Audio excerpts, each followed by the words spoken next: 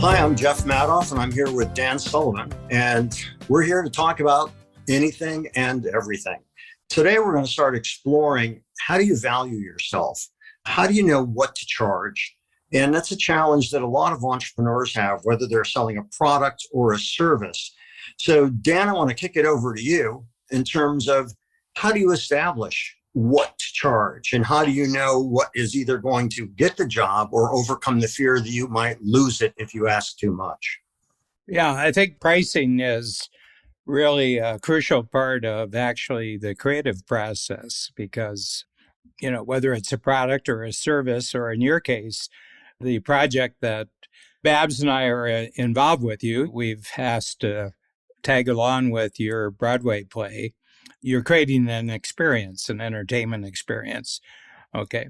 And in the Broadway terms, there's a pricing mechanism of, what a customer off the street pays to see a play in that. But really, the pricing mechanism for what you're doing started right back at the beginning. And that was to actually interest investors in actually being part of the process. Well, you're selling something when you ask investors to put their money into it. So there's a pricing mechanism. And the one thing, I've read a lot of the historical economics on pricing, and it's pretty clear that pricing is completely subjective. It's strictly what's in the mind of the person paying, what the value is. So there isn't a fixed price for anything. It's subjective. The person who's asking to be paid something is subjective on their part because they're basing it on some value they want to create. And the person who would be the check writer. I know you have some very young students at the new school. Sometimes I have to explain what a check is.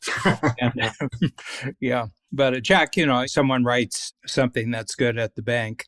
And so there's a subjective quality about it. So that's where I'll start off because I've dealt with entrepreneurs for going on almost 50 years now. For the most part, I believe that really good entrepreneurs are underpriced. They underprice themselves, and that really bad entrepreneurs overprice themselves. And the reason is that really good entrepreneurs are passionate about what they're creating, but they're not passionate about the value proposition for someone who's going to pay for it. And people who are overpriced believe that their product, their service, their credentials, who they represent in the marketplace, and what the marketplace is kind of enthusiastic about right now, they're basing their pricing on that, but it still doesn't have anything to do with what's going on in the mind of the would-be purchaser.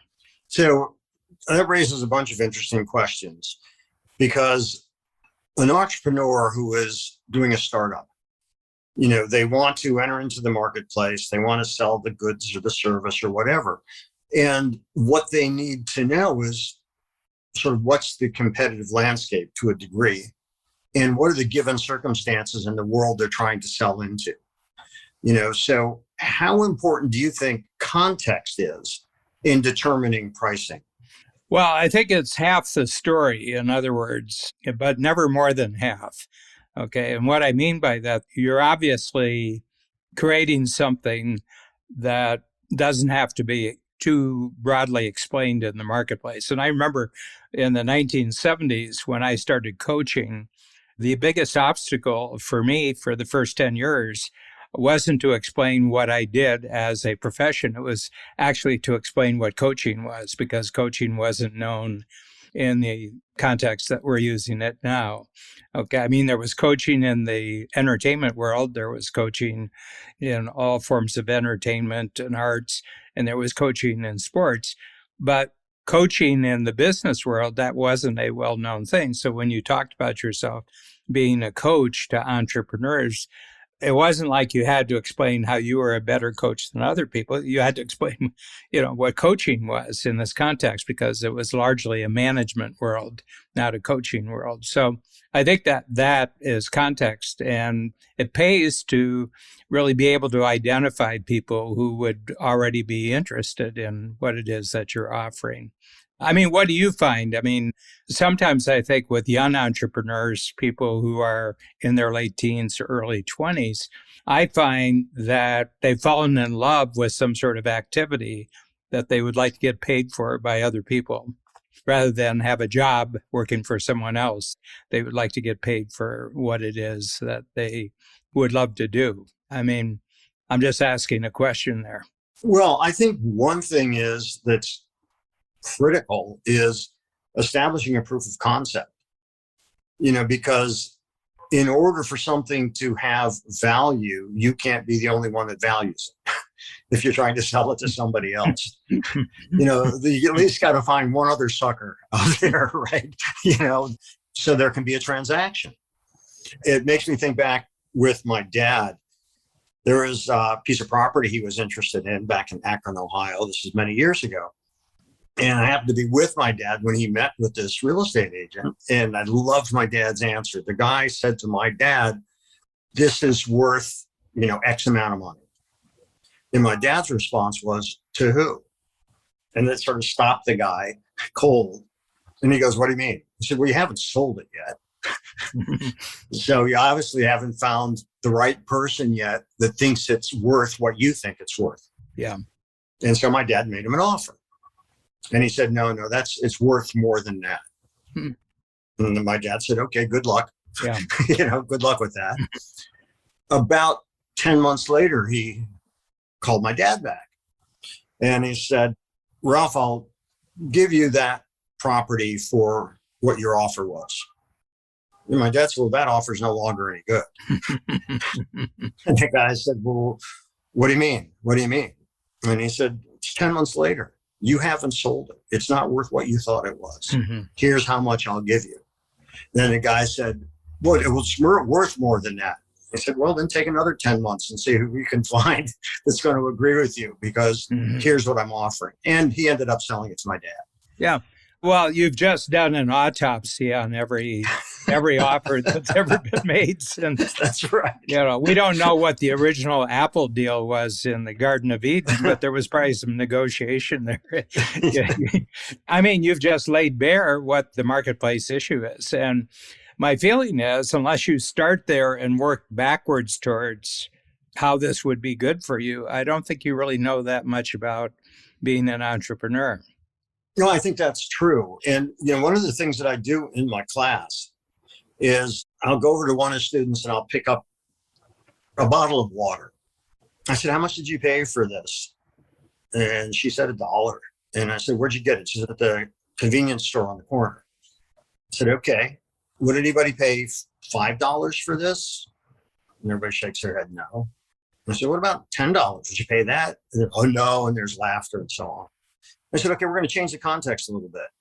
You're in the desert, and the only thing that is keeping you from dying is this bottle of water. And I'm the heartless guy selling it. And I want, because I know you have it, I want $5,000 for it. Is it worth it if it'll save your life? Yeah. And so it changes the whole discussion, right? And so I think the context is huge. Mm-hmm. And in the marketplace, you can put it out there, but you're going to find out pretty quickly, is somebody going to pay that or not? Because you can think you're worth whatever you think, but if nobody's willing to pay it, then it's pointless. To give you an example, I was at a social event. I don't know how we got onto the topic, but we were discussing salaries for athletes. And just recently in the news, some baseball player had gotten like a 15-year contract at roughly about $30 million a year for 15 years. And so it was about $450 million.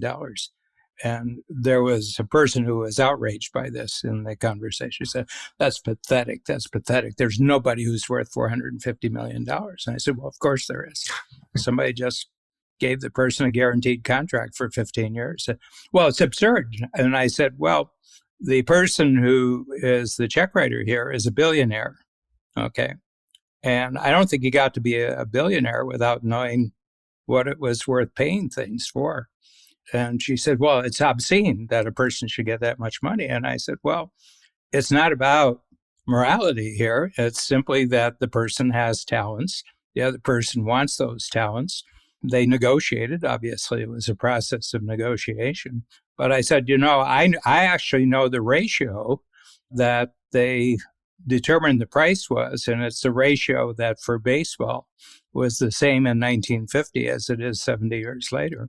And that is the amount of salary that a baseball club can pay for all its players is a percentage of the total market value of the baseball club. In other words, if the billionaire owner were to sell the baseball club, he would get this price. And what he's paying this athlete is a percentage of that. And it's no different. They know the ratios. Okay. And because this athlete is getting this contract, other players on the team can get a much smaller contract because they have to fit it within the ratio. And she said, well, there's school teachers who make only $45,000 a year. And I said, well, that's what they're worth. Well, I mean, if you thought I had her on baseball players, you should have seen what happened. I can't imagine. I said, no, they negotiate. It's a negotiation. Okay. Yeah, but think of the value. I said, it's not part of the negotiation. The value is this person wants to work for a year. I would like to have a salary for that amount of money. It's $45,000. Maybe in another school district, it's different. Maybe taking a chance on her own out in the marketplace, teaching what she teaches. Maybe she could get 50 parents and she will teach their children and she'll set a price, maybe $100,000 to teach their parents. But it's all a question of the context that the income is being negotiated in. So you're absolutely right. And every context is unique. Right. And the thing about, what's interesting is, so you talk about teacher salaries, that becomes a trigger point. But it's not really a trigger point the way you're talking about it. That's just, for better or for worse, that's the price range that person is able to get in that area. Mm-hmm. It has nothing to do with what you or I may think the importance of a good teacher is, the value of a good teacher or whatever. That world, the given circumstances, don't have those kinds of paychecks. And, athletes are very much like, entertainers. If you're Tom Cruise or Tom Hanks or whoever, and you can sell tickets, then, you're going to know what your value is because you can point to a ledger sheet of I've appeared in these and there's what they've grossed and this is what I want. Yeah. And then it becomes a value calculation. Well, you've had a process going, which is still in the works now, of filling the complete cast, front stage and backstage, the complete play and play. And every negotiation is individual. There isn't a set negotiation for how much anybody pays. Each of them has to be talked through. Each of them is comparing the commitment of their time to your project in comparison with other projects they could do or other opportunities. Right. And the thing is, the context is always specific. The context is always unique of what can be paid for. Yeah. And the thing with theater is it becomes a choice of other opportunities, because in a LORT theater of a certain seating, there are constrictions on salaries. Mm-hmm. When you get to a Broadway or you're doing a tour, it becomes another thing. So people do know what world they're navigating in. Yeah. But you are correct, because it is then the choice of opportunity. Well, I have this offer in New York as opposed to this offer in a regional theater, and New York is going to pay me 5 times as much. I'm just pulling numbers. Yeah. And so it becomes a choice of opportunities, and what do you value yourself? And it's not just what you value yourself at, it's how much do you want to do it?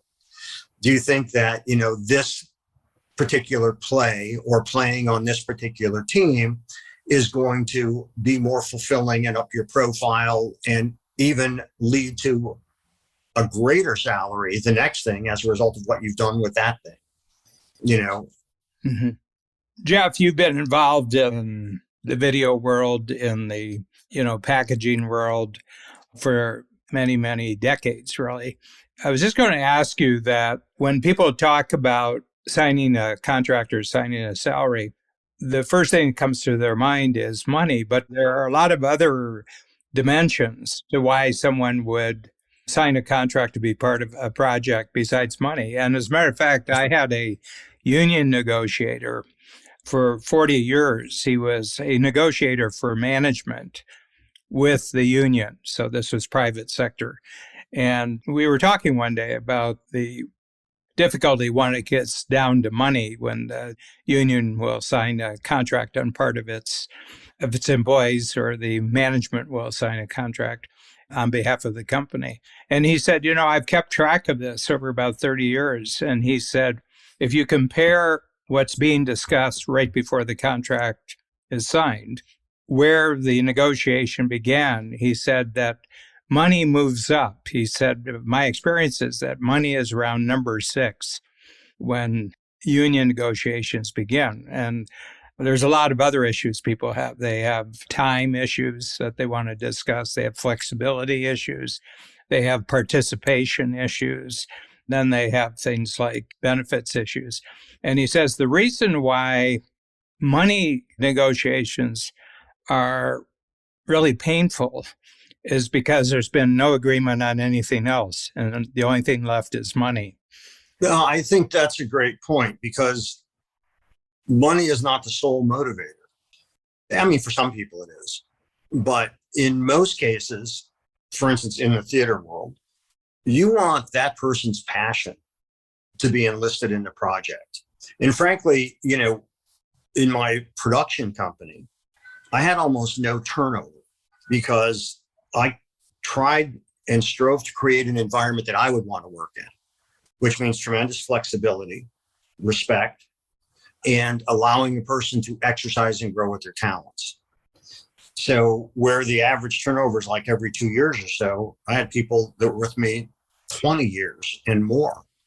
And it's because I created a playground. Yeah. And it wasn't, my way or the highway. And I actually liked it when there would be differences of opinion, and politely, but you would defend your work. Mm-hmm. And because I wanted you to care about what you were doing. Yeah. And if it was just about the paycheck, there's an incentive not to rock the boat. Yeah.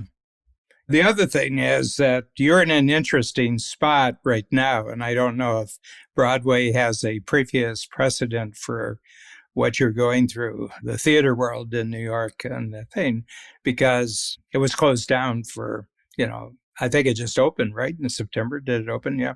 It's opened the Bruce Springsteen play opened first, but that's a one-man show. And then a show called Passover opened in early August. Yeah. But that was I don't think that you have a historical precedent. This was unique. Oh, yeah.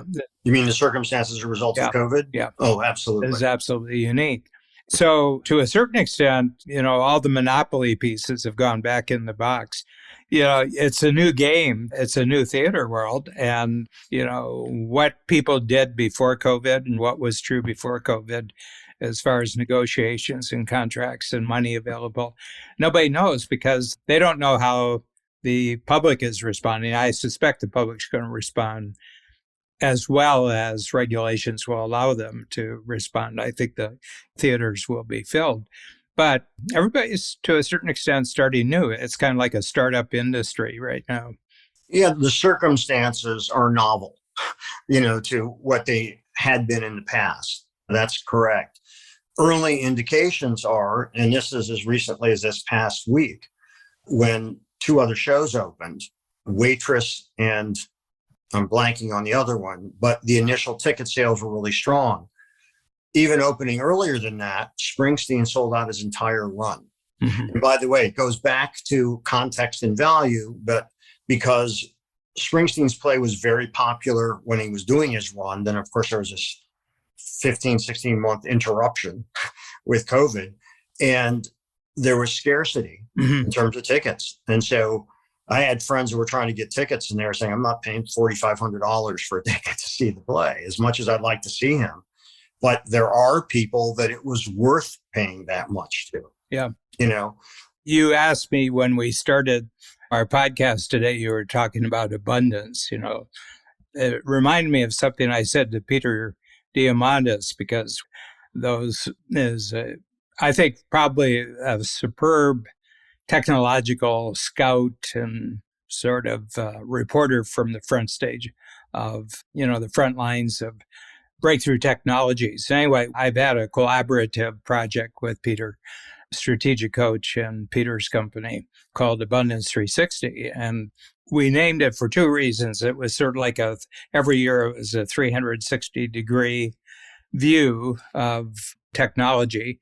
And then the other thing is about, number of days in a year, 365. So it was sort of got a sense that you could combine two meanings in one package. But when we got to 360, in terms of the number of people who could attend, we capped it. And there were people who said, I'll pay double for it. And we said, no, it's going to be 360 people. We'll have 360. And Peter says, what about this? I mean, there's like 50 others. I said, Peter, there's nothing that sells abundance like scarcity. That's exactly right. And that's true in the art world. It's true if you're trying to scalp tickets, or buy them. Doing water on the corner at the corner store or in the desert. That's right. That's right. And that's an issue. Is there an abundance of what you're selling out there? Right. Okay, that tells you what your bargaining position is. That's right. And I want to go into that a little deeper, but I want to go back to something first. And that is, so for those entrepreneurs out there who are looking how to price themselves to begin to get a foothold in what they believe is a viable market, what is the criteria and what would you suggest for them to look at when they're trying to figure out what their pricing should be so they can make that entree into the market? Yeah, and this, to me, is the hardest step that any entrepreneur can make. And that is, you can't see what you're offering from your point of view. Okay. Mm-hmm. And what I mean by that, your point of view is so-and-so is doing this and I'm doing this and I'm different for so-and-so. That's from your point of view. In other words, that you're doing a self-comparison between what you're doing and what a competitor would doing. But in all the thinking that you do about that, not once are either of you actually thinking what's going on in the side of the customer, the potential customer. And my feeling is that you have to put whatever your offering is, whatever your creative is, that you have to risk that it's really not important to someone else and go out and find out. You have to go out and actually say, I've got this and it does this and does this. And, it's on the back of a napkin, you're having a coffee and you say, if you do it this way, you can save time, you can save money, you can save steps, whatever it is, and find out whether the person's actually interested in your idea. Okay. And one of the things that I have a strict rule on is I never test on anyone except check writers. So when I get a new idea, I don't ask my staff about it. I don't ask anything about it. I go out there and I say, I'm thinking of this new thing and this is how it works. And everything that's weak about my presentation will come out in that conversation. You are established enough to know who to go to for that. Yeah. But, when someone is starting off, it's always this balance of, I don't want to undersell myself or undervalue myself, but I also don't want to scare off potential business that could help me gain traction. Well, you can't undersell your value because there is no value. Right. You remind me, by the way, of my great grandfather, which, he would buy way back when, would buy like a dozen pair of socks for $1, and then he'd sell them for 75 cents. And he would sell out every week. And my grandmother said, how do you expect to make money doing business that way? And he said, volume. But I know I lose on every transaction, but I'll make it up with volume. Yeah, that's right. Yeah, that's right. But what I mean by this is that you're ahead of the game. In other words, let's take Personality, the name of your play. Okay. Somewhere between meeting Lloyd Price and doing the interview with him, the documentary interview that got this started, learning his story, an idea occurred to you. I got something going here. I got a terrific life. This is a historical bridge. This individual almost single-handedly is a bridge from one genre of music to an entirely new genre of music that happened in the early 1950s. Hardly anything known about him. And yet if you go back to people who were alive at that time, people who were in business, he was a major, major character. And he's got a great story and he's got great music. And somewhere along the idea, you had to say, I think this will make a great musical, and living where you live, you would naturally think of New York as a place to do this. So take me back to when the idea started to form. Well, for me, meeting Lloyd and interviewing him for that documentary and doing research about him, I found him to be such a charismatic individual. And you met him and talked to him, Yep. He's got an energy about him that's unique and a story that I felt was really important to tell. And ultimately, I'm seduced by ideas. So I didn't even really know how to budget a Broadway show. So I knew I had to get a general manager who could put together budgets. I mean, budgeting a theatrical enterprise, because you don't start off on Broadway, and hopefully we will get there, but you don't start off that way. So, I didn't even know the steps. So I entered into this business kind of a blank slate, although I knew it related to production and the kind of production I was doing, but there's different titles for the ledger items, but I understood that. And, I said to Lloyd, I know I can capture your voice. His excitement about the first few scenes that I wrote acted as fuel for me. And the more research I did, the more excited I became.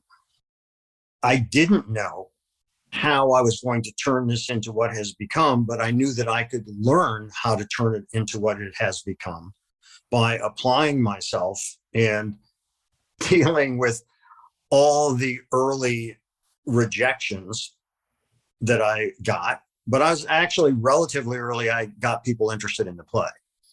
Yeah. Well, I just want to back up a little bit. There's two sales before you actually talk to anyone. First of all, you had to sell yourself on it. That's right.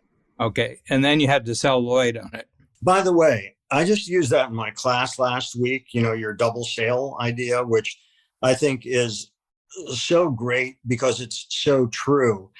One of my guilty pleasures is I'll watch Pawn Stars. Okay. You ever seen that show? It's fun. It's Pawn Shop, right? Yeah. And, you can tell really early on who is going to get a better price and who isn't, and who's going to cave in or who's prepared to walk away. And, if you don't have confidence in what you're selling, it's like, well, I'd like to get, you've already lost the negotiation. Yeah. So then it becomes, I've never told you this before, but it becomes about when I sold my first design business, actually my second design business, when I sold that, I was dealing with a huge white shoe law firm that was representing the company that was buying my company. And their CFO kept doing percentages, and I put percentages out there for what I wanted, and percentage of this and percentage of sales and growth and all this. So knee jerk, he cuts my percentages in half. And I said, okay, I accept. And he looks at me and I said, let's move on. I accept. And so he thought for that moment that he cut me in half and he had the better of the deal. I knew what kind of schmuck he was, So to him, in his mind, just cutting it in half meant that he got the advantage. Well, the next day, he said, I ran the numbers. I said, yeah. Well, we can't afford to pay you. I said, well, you agreed to it. He said, well, I didn't realize how those percentages played out. And I said, that's your problem. That's how they played out. You thought somehow you bested me because you were so excited just trying to cut my legs off that you didn't even look at the context of the numbers. You just thought cutting me in half, that gave you a better deal. So, it was really interesting in establishing value. So much in negotiation is knowing the psychology of the person you're negotiating with. Yeah. And so when you give in on things that surprises them, oftentimes the ego is such that they think they've somehow bested you. And if you know that you're dealing with someone who, I think the business term is prick, when you're dealing with someone like that, that they aren't even thinking of what the actual dollars are. Yeah. They're just thinking of beating you and getting an advantage. Mm-hmm. So I'm not exactly sure what birthed that story. Well, I think the whole point here is that you had done 2 sales before the idea actually went out. First of all, you had to sell Jeff on it. You sold Jeff That's on right. it. And then you sold Lloyd. And I would say that the first sale was necessary to get the second sale. Absolutely. No, I think that's such a critical insight that you need to have the confidence when you are there to present the idea. And if you're not sold on it, you're already at a huge disadvantage. Yeah. No, you're right. And that, by the way, we still haven't gotten to what I want us to get to. I mean, you're a storyteller, and I saw the documentary. I, have seen the complete play and workshop for him. And I met Lloyd, and we had some background in common that we were both drafted into the U.S. Army. We both went to South Korea. We both actually were in the same unit. I was just 10 years later than he was. He was closer to being killed, which I think was part of the drama of his being drafted right at the height of his rock and roll career, that there was certain people who didn't like this particular type of entertainer being as successful as he was. And that's part of the story that comes out in the video that you created, but also in the theatrical production. But the big thing here is that I have a rule. I've broken it so many times earlier in my career that the pain of not sticking to this rule is immediately available to me whenever I'm tempted to do it. And that is, I never try to sell anybody on something that I'm not sold on. Right. Mm-hmm. In other words, I'm sold and somebody's going to write me a check for this. I just don't know if it's you. Right. And that's so true. And that concept of the double sale is so great. You never hear it phrased quite that way. You hear, well, you have to have confidence in all of that. But it's really about you need to be sold on your ideas, because what really comes across, I think, is one's passion for what they're doing. And passion is seductive. Yeah. It relates to a lot of different situations in life, not just the entrepreneurial marketplace. We've always, right from the beginning, hired probably the average when people join us, they're in their early 20s or mid 20s when they join us. And over the years, they may have a boyfriend, they may have a girlfriend, but they aren't married. And then, you'll have couples who are together for a long time. They might be together for 10 years. And you see them at all the social events, but they're not married. And so I said, you're living together as if you're married, but you're not married. And they said, yeah, well, it's the same. And I said, I want to tell you it's not the same. I want to tell you it's not the same. And we just had one who's been about 8-9 years, and they have 2 children. And they just got married about 2 weeks ago. And I told her, in this case, it was a woman who worked for us. And I said, I want to tell you that when you're married, it's really different. She said, well, it can't be. I mean, she says, it's the same. And I said, you'll notice it. I got a note from her, and it's been about a month now. And she said, I can't tell you how big a difference it makes to actually be married. So we had a chance to talk about it. And I said, what you've said is that there's no alternative. And it makes all the difference in the world when you say there's no alternative. Mm-hmm. Then you're 100% in. Mm-hmm. As long as there's the possibility of an alternative, you're not in. Yeah, it's an interesting comparison. Yeah, but it's a sale. To a certain extent, it's a sale. You've sold yourself, on a particular relationship, on a particular future, and the other person picks up on it.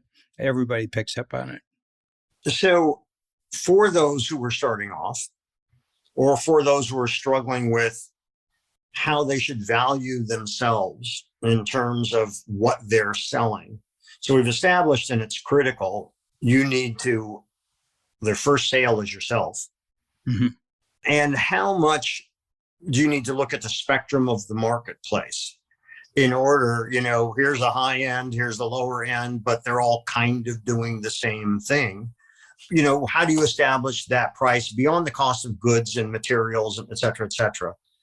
so that you can get a premium for your efforts, no matter what they are. Well, what's the first sale that's needed? I mean, that's actually going to involve money.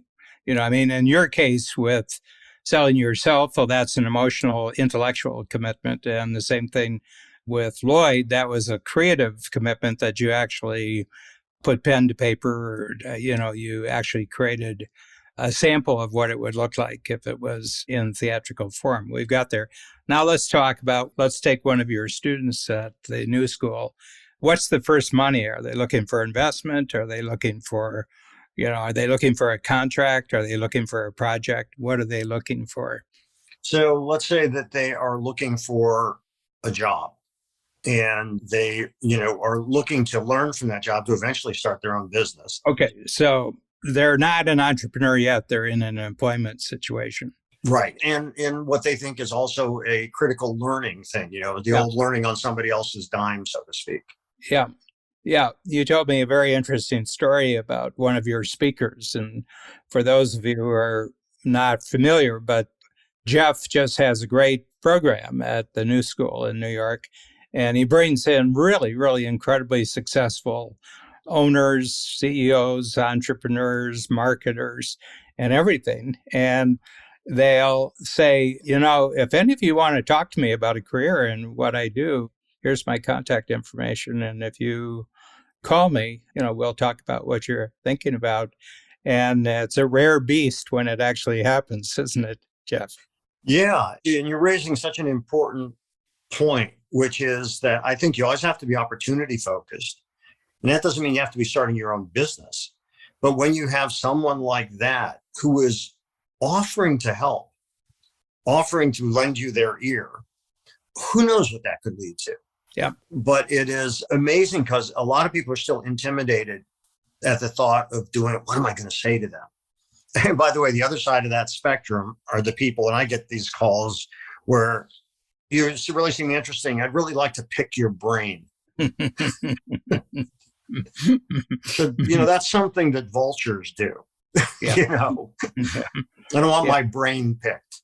Yeah, when I first started coaching, which was 1974, I won't get into it, but I got off to a good start because I, hit the right type of person in the right industry, and it was financial services and it was life insurance at that time. And life insurance is a very binary industry. You're either really great at it or you're terrible. There isn't much in between with life insurance. So I had as a first customer, and this is 1974, somebody who was really a legend in the business. He was a Scot. I think he came from Edinburgh, lived in Canada, and he was a bigger than life type of character. But he was very scattered, as many entrepreneurs are. He was interested in everything, and it was hard for him to focus on one thing. I have a good way of conversing with people to kind of keep them on what they want and focus them. But he had a very interesting little plaque right behind his desk. I remember it, and he said, if you master what's in these 4 lines, he said, it's better than a Harvard degree. And what it said, Jeff, was if you would sell what John Smith buys, you must see through John Smith's eyes. And he said, I have to tell you how hard that is because we see through our own eyes. But the big thing is that if you're just starting, it means you're ignorant. Yeah. And what does someone who would buy what I'm thinking about, how do they actually look at things? How do they actually see the world? If someone were to write me a check for employment, if somebody were to hire me, how are they seeing the situation so I can understand what their checkoff boxes are, that they're getting a good deal by hiring me? Well, and I think what you're talking about, which is also critical, is a certain sense of empathy. What are their needs? What are they looking for? And if they are going to pay me to do X, why? What is the either problem they're trying to solve, whatever it is. Because if you're only talking from one side of the table with no understanding of the other, I think that there's a pretty good chance you're not going to complete the transaction. Yeah. And so I think that you're right. You do have to view that. What are they looking for? What do they want? Don't just walk into a situation knowing what you want to get out of it.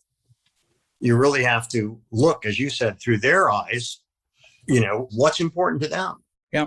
Because how else do you establish a meaningful dialogue about it? Mm-hmm. I mean, people do things for their reasons, not your reasons. Right, that's right. What are their reasons? I mean, why are they even hiring right now? Why would they even be interested? Are they expanding their business? Are they trying to free up their own time? What's the game plan from their standpoint? I was at a dinner in cottage country, and there was this 18-year-old who's just starting college. So I sat down with her and I started talking. And I didn't have to contribute anything for an hour and a half. She just talked and talked and talked and talked and talked. And she was talking about this and talking about that and talking about this. And she had very strong views on many things, got a lot of opinions. I said, I wonder what it's going to take in the years ahead for her to understand that it's actually about questions. It's not about statements. Mm-hmm. Yeah, that's one of the things that I suggest to my students is interview is a two-way street. So don't you sit there and just be interviewed. Ask questions, engage in conversation, because if they don't feel the engagement, they don't want to just listen to you bleat, Yeah.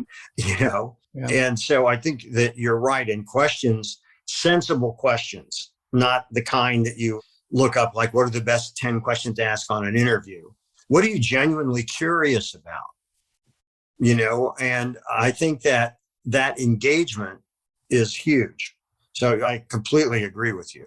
You know what I would do? I mean, if I'm sitting in Jeff's class and an offer, like that comes to me, I would follow through and said, you were in Jeff Madoff's new school class and you very kindly put out that if I was interested, I could come in and talk to you and I'd like to set up. Okay, so I would do that and I come in.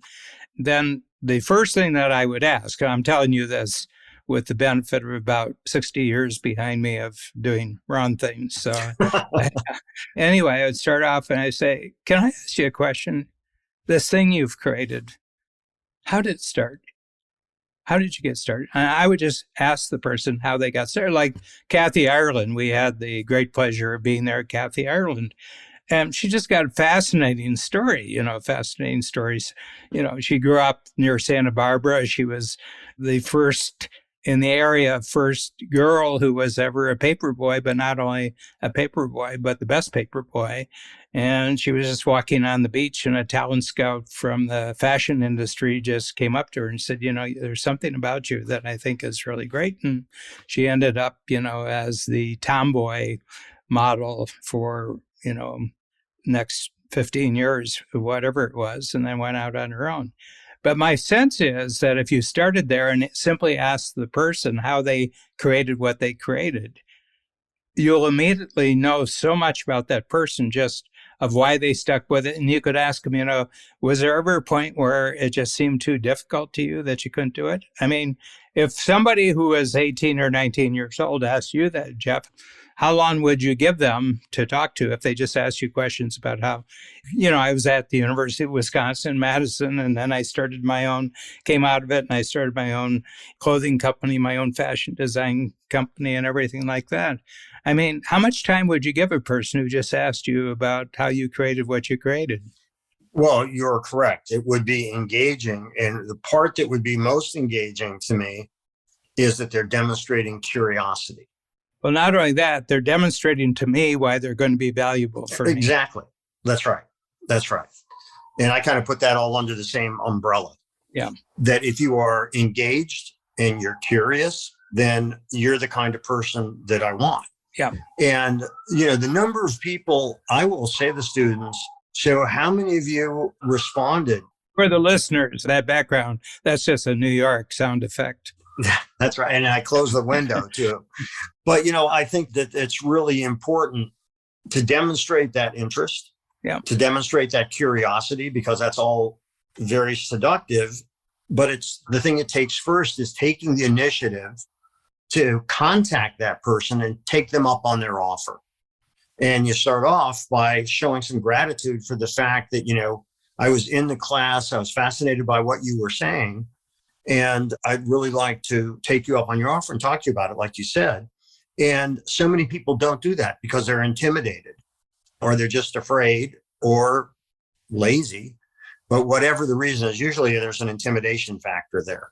That's a missed opportunity. And so many of the students who have followed up have ended up getting a job as a result of it. And one of the things that really makes me feel fulfilled is when a student will write to me 3 years later and say how this changed the direction of her life. And she did that. And that's really cool. I asked on the first day of class, how many of you consider yourselves to be a salesperson? What's interesting is over the years, and this is not scientific, but more and more realize that they are salespeople, because you have to be. You have to sell yourself, if nothing else. Yeah.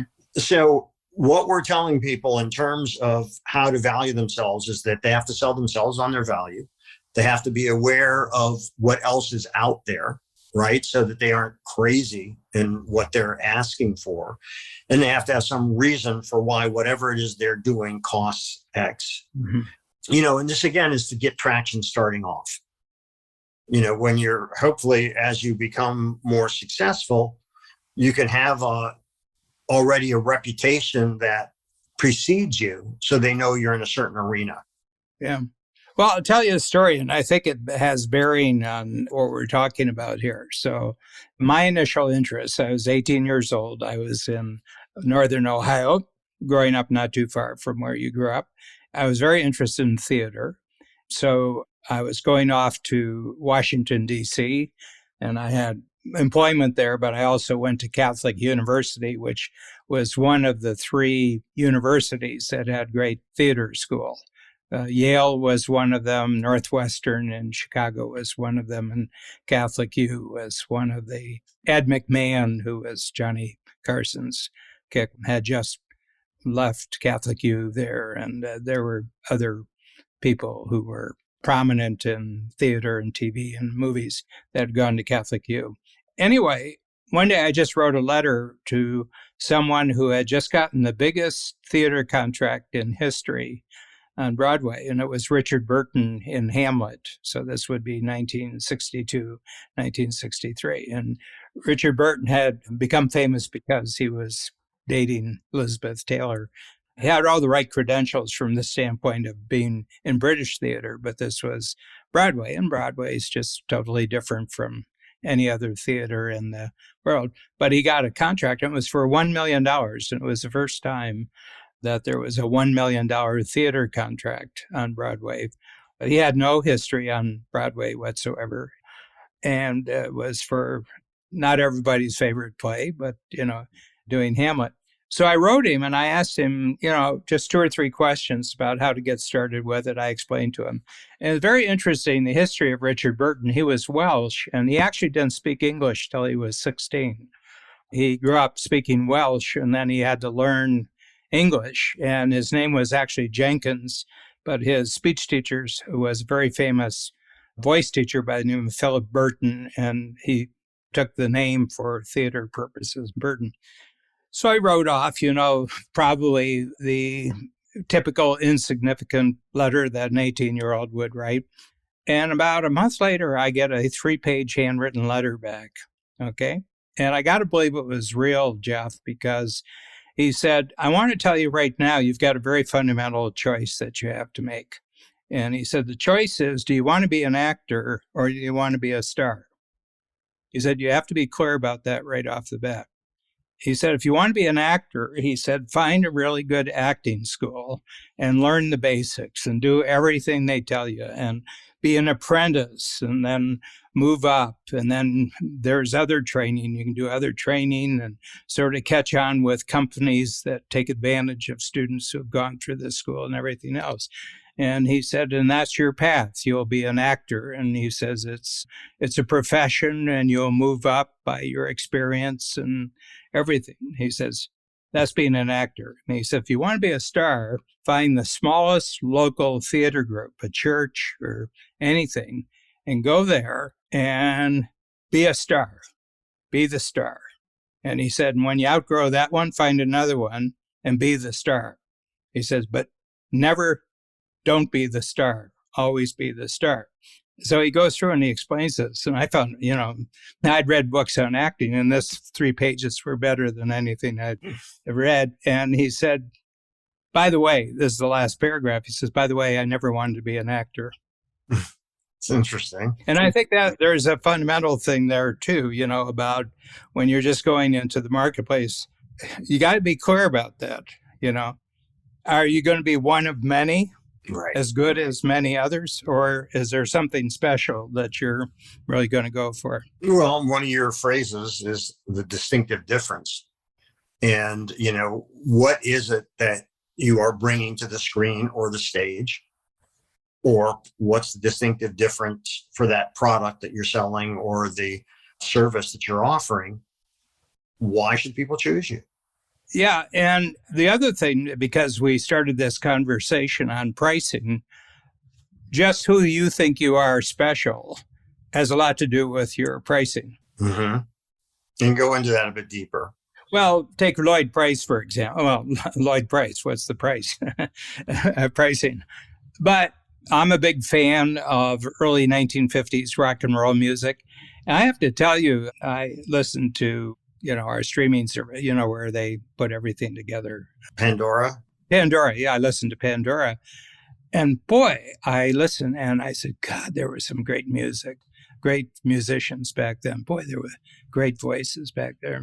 And you look it up, never knew them. I mean, when Lloyd Price came along, there was a lot of talent coming into the marketplace all over America, because this talent had been completely neglected forever because it was Black. Right. Okay. But every community had a place that developed people's voices, developed their music and everything that was called a church, and you had church, thousands of churches that were knocking out talent, but there was no marketplace for them.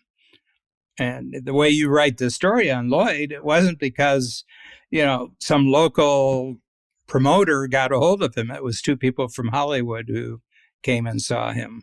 And they gave him his first chance, and, I mean, just think about the beginning of the story, in New Orleans and in a bar, basically in a bar, restaurant, where it started and everything like that. But I think that he had this notion that he wasn't just anybody. And I think it's part of the script that you aren't anybody, you're somebody. But he also had to understand that he was. And initially, he didn't. No. And of course, most people don't come out with that kind of confidence.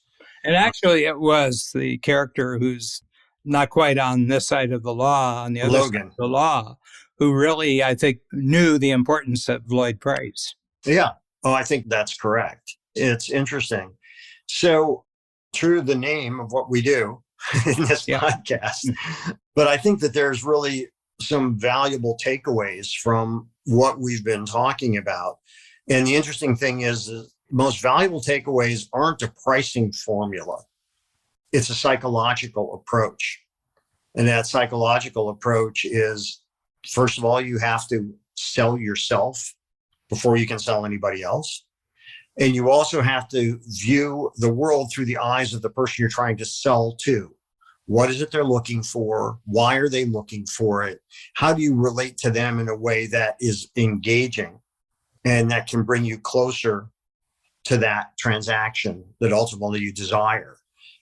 Because as you go on your journey, whether you raise your prices or your value is higher, until you value yourself, it's not going to work. At least optimally, it's not going to work. And once you learn more of what that landscape is by viewing the world through the eyes of the person on the other side of the table, that's going to open up a greater possibility for you than if you just go in there trying to sell and be a salesperson. Yeah. Yeah. I mean, it's really an interesting thing. And the more that you can take in how other people look at the world, the more you get a clearer picture of kind of the unique spot where you can enter the picture. Yeah. There's a conversation I have with a lot of the technology people. And, there's this thing, if you're going to create something new, think in terms of 1 billion customers. Okay, think in terms of 1 billion customers. I said, yeah. I said, I get the point of the thinking exercise on that. But I said, it may be good for 1 billion, but does it actually work for one person? That's right.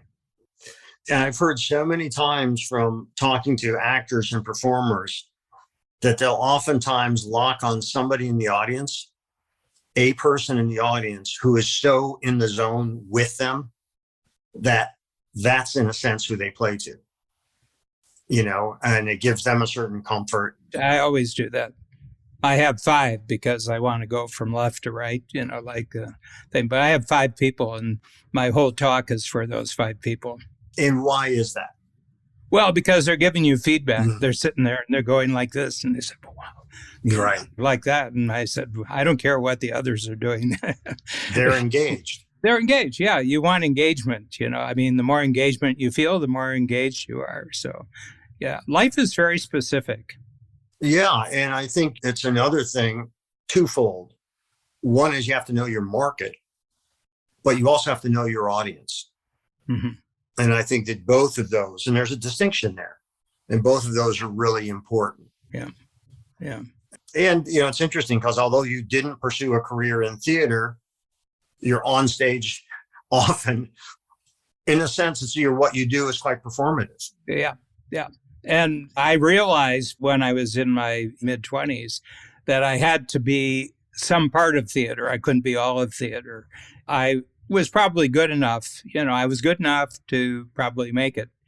But I wouldn't have been passionate about what I was doing. But in a certain sense, I've created my own form of theater with the program, and I write the scripts. I'm the producer, I'm the designer, I'm the main performer, and it spills over into video, it spills over into audio, spills over into books. But it is theater. So much of life really is theater. There's a front stage, there's a backstage, and you have an audience, and one of the greatest payments that you can have is applause. Yeah. And as that playwright, maybe our audience has heard of him, Shakespeare, the world is a stage. And it's really true. Mm-hmm. And I think that performative aspect is, in understanding that, is critical. Mm-hmm. And also just really interesting because it takes Stanislavski acting method had to do with understanding the given circumstances. What world am I in? Mm-hmm. Who are these people? What is my economic status? Do I have any kind of a personality quirk? All these things that help define a performance for an actor.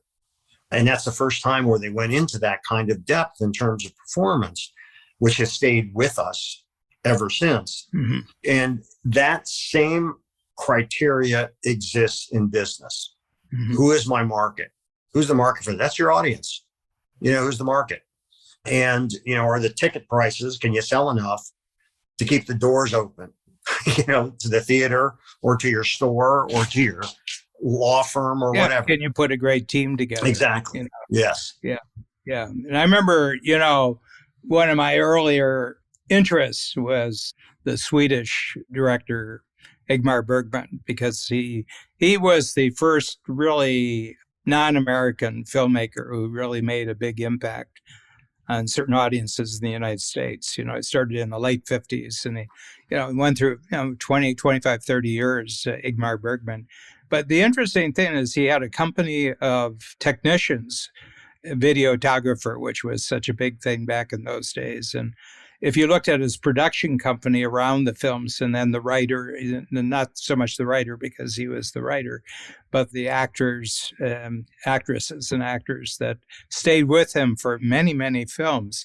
And it really came home to me that for really talented people to be part of a really talented team, it doesn't really matter as long as you're making a living, how much money you make on it. Well, I wish I could take all the credit for putting a great team together for my play.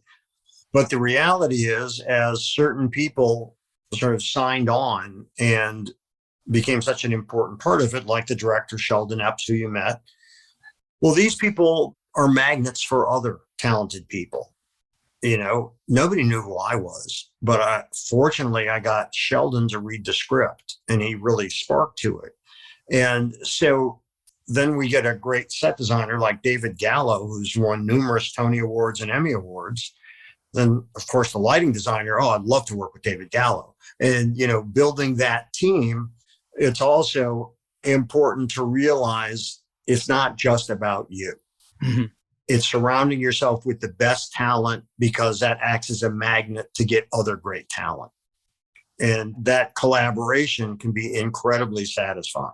Well, name another experience in life that surpasses it. There aren't many. You're right. And we are only at the beginning of that journey, and it's funny because when you and Babs and I had lunch a few years ago, and, you wanted to get involved in the play. And it was funny because I was not expecting that at all. I had no anticipation or anything. And then more began to make sense why it at least initially interested you was, your love of theater. Mm-hmm. And here was an opportunity to not just see the front stage, but the backstage of a process that you've always found interesting. Mm-hmm. I didn't even know that, at that time. I've learned it since. I knew you love theater because we've talked about theater a lot. But, it's just really interesting because there's a lot of serendipity in life. And so often with whether it's conferences we've been at together or whatever, it's like, all these people have this plan.